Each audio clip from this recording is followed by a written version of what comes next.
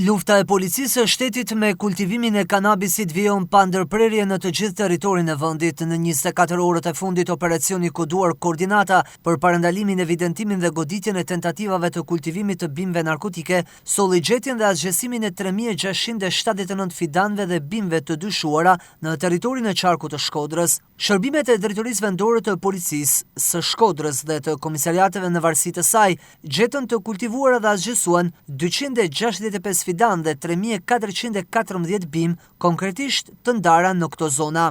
Aksionin e njësitë administrative të Pultit, të Shalës dhe të Posribës solli gjetjen e 265 fidanëve dhe 1437 bimëve. Në vijim të veprimeve për këto raste, u referuan materialet në prokurori ku nisi procedimi në gjendje të lirë për shpërdorim detyre dhe mos kallëzim krimi për inxhinierin e pyjeve, shtetasin me inicialet AM.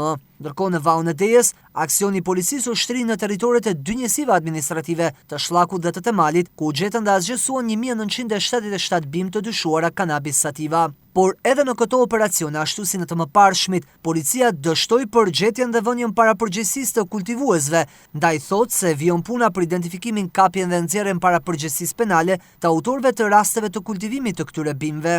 Operacioni antikanabis i koduar Koordinata do të vijojë, por sfida më e madhe për policinë e shtetit mbetet goditja e kultivuesve, të cilët vit pas viti vijojnë të shtojnë sipërfaqet e mbjedhura me kanabis dhe të sfidojnë haptazi shtetin.